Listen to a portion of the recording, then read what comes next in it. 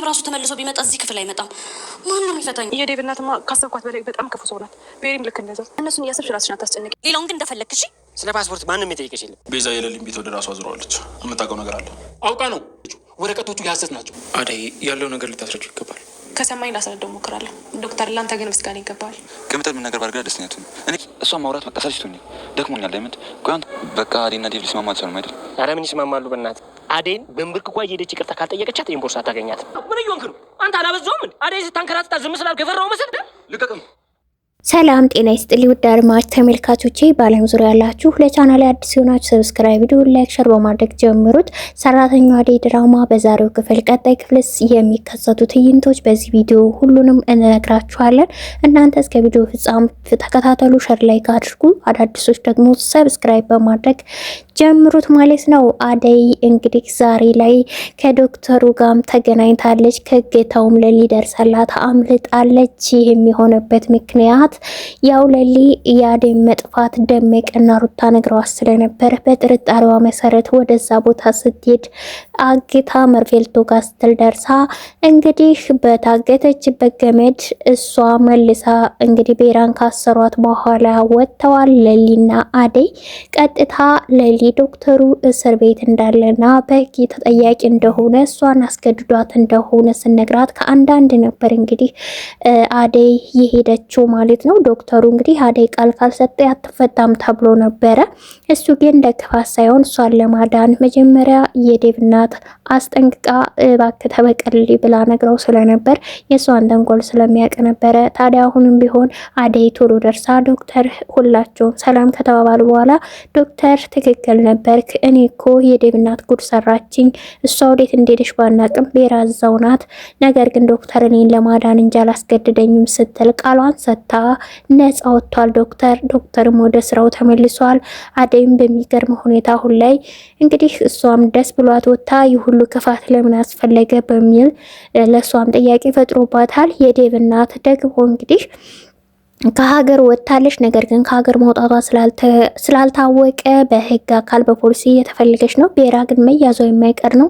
ቤራ የሰረቃት ዳይመንድ እንደሆነ ለዴቭ ነግረዋለች። ቦርሳውን እንዲሁም ፓስፖርቷ ቦርሳ ውስጥ ስለሆነ ስልኳንም ጨምሮ ማለት ነው። ዳይመንድ ደግሞ አሳልፎ ለቅምጥል ሰጥቷል። ስለዚህ ይቅርታ ብላ ተጎንብሳ በእግሯ እየሄደች ዳዴ ብላ አደይን ካልጠየቀች ወይ ፍንክች አልሰጣትም ብሎም እየዛተም ሰምተናል።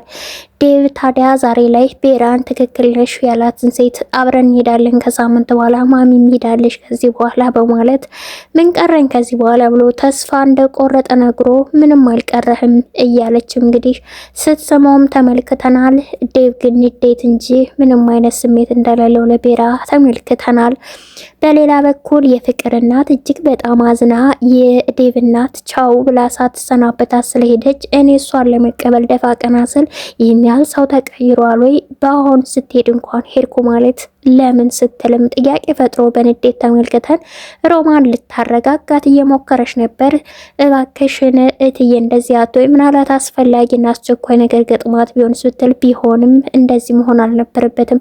በእርግጥ የዴቭ እናት ይሄን ያደረገችው ምናልባት ከዘገየሁኝ በህግ እያዛለሁ ፈልጋለሁ ብላ ስላሰበች የሰራችው ወንጀል ባደይ ላይ ጠንቅቃ ስለምታውቀው ቤራን ነው እንግዲህ ለልጅ ሚስት ያለቻትን ሴት አጋትራት እኔ የጀመርኩትን ጨርሹ ብላት ነበር እንግዲህ የሄደችው ማለት ነው። ታዲያ ፍቅር ይህን ስትሰማ ዴቭ አለ ወይስ ሄደ ብላ ነበር የጠየቀችው። የዴቭ አለመሄድ ስትሰማ የተረጋጋች ትመስላለች። ነገር ግን ስለ ቤራም ስትጠይቅ አናቅም ስለሷ ብላታለች እናትየዋ ማለት ነው። ስለዚህ ፍቅር የዴቭ መቅራት ቢያስደሳትም ዴቭ ደግሞ ያው እንግዲህ እናቱን ተከትሎ እንደሚሄድ እየተናገረ ቢሆንም አሁን ላይ የተፈጠሩ ነገሮች ግን እንኳን እስከ ቤራ ጋር የሚያስኬድ ይቅርና ቤራን ዞር ብሎ የሚያትም አይመስለንም። በእርግጥ እሱ ድሮም እሺ ብሎ ሂዶ ነገሮችን አስተካክሎ አደጋ መሆን ነበር ያሰበው። ነገር ግን እናቱ የደገሰችለት የተንኮል እንግዲህ አጀንዳ እሱ ነበር ሀሳቡን ሊያስቀይረው የቻለው። በእርግጥ አደይ ይህን ያደረገችው አንተና እኔን እንግዲህ ዴቭ ሲያየን ዴቭ ጥላቻ እንዲፈጥርበት ስለነበረ ነው ብላም ይቅርታውን ደግማ ከቢሮ ድረስ በመሄድ ጠይቀዋለች። ችግር የለውም ደግመሽ እንዳትደግሚ እንጂ እኔ ላንቺ ብዬ እንጂ ክፋት አስቤ እንዳልሆነ ስለተረዳሽኝ አመሰግናለሁ። በሁለታችሁ መሀል እንቅፋትና ችግር እንዳልሆንባችሁ ነኝ እንዴም ሲል ጠይቋት ነበር። አደይ ግን እንደውም ስንጣላ የሳቃችን ምንጭ እንዲሁም እንድንታረቅ የሚገፋፋን በመሀላችን የምታስማማን አንተ እንጂ እንቅፋት ሆነ አታውቅም ስትልም የኔ አለመስማት ግትርነቴ ደግሞ ይኸው ከብዙ ነገር አተረፈኝ ስትልም ነግረዋለች። ሩታ ወደ ዶክተሩ በመሄድ ዛሬ ላይ የመፈታቱን ደስታ በጣም ደስ ብሏ ስታብስረው ነበር። ምሳም ጋብዘ ብላ ያስጨነቀችው ነው። እንደ ቀልድ ከዚህ በፊት ምሳ ጋብዝሻለሁ ብለህ ነበረ ስትልም ጠይቀዋለች። እዚህ ቢሮ ግን መመላለስሽን ልታቆም ይገባል ተስተካከይ እያላት ነው። ነገር ግን አንዳንዴ ፍላጎታችን ገደብ ልናበጅለት ይገባል። ልባችን የሚያስበው አእምሯችን የሚያዘን አንዳንዴ መቆጣጠር እስኪያቅተን ድረስ የምናስባቸው ነገሮች ዋጋ ያስከፍሉናል። ስለዚህ በደንብ አድርገን ሁሉን ነገር ማስተዋል ይገባናል ብሏታል። አስተምረኝ እስኪ ተረዳይ ስትልም ጥያቄ አቅርባለታለች። ምን ማለትሽ ነው እያላት ነው። አንተን ማየቴና እዚህ መሆን ያስደስተኛል ስትል በግልጽ ብትነግረውም ዶክተሩ ግን መልሱ ጠመም አድርጎ ነው የሚመልስላት። አልፈለግም ፊት ለፊት መጋፈጥ፣ እየገባውም እንዳልገባው ሆኖ ነው የሚያወራት።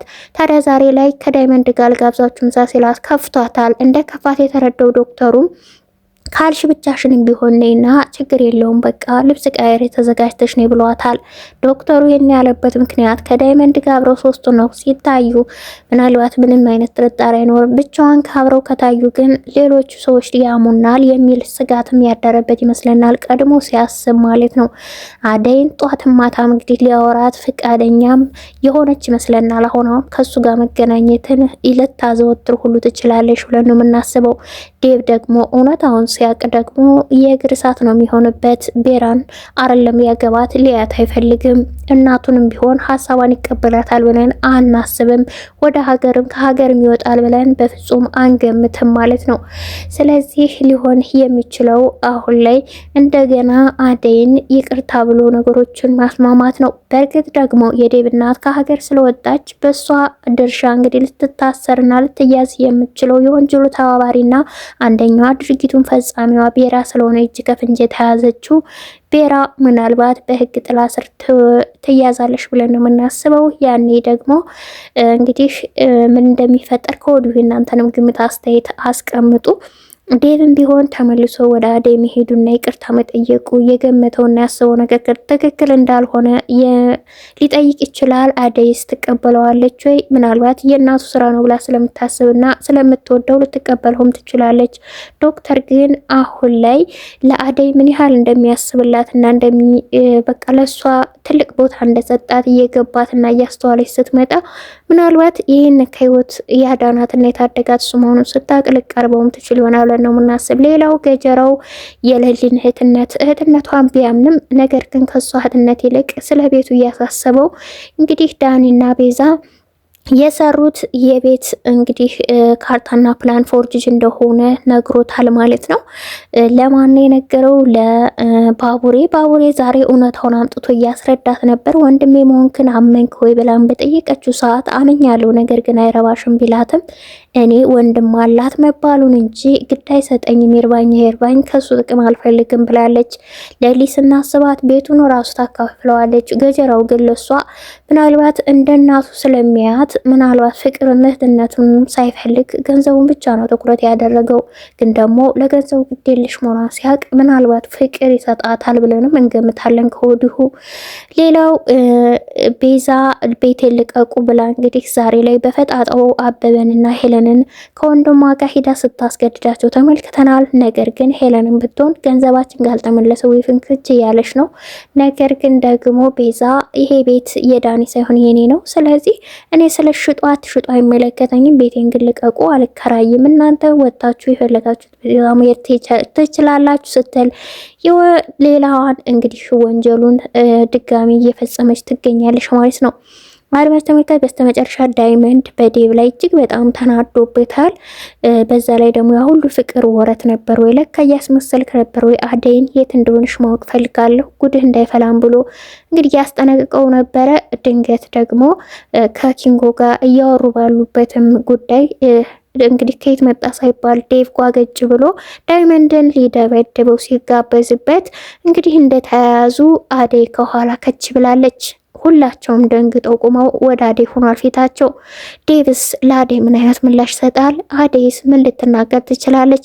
አድማጭ ተመልካች ግሜት፣ አስተያየት ኮሜንት ላይ ግለጹ። አዲሶች ሰብስክራይብ፣ ቪዲዮ ላይክ፣ ሸር በማድረግ ቤተሰብ ሁኑ። አመሰግናለሁ።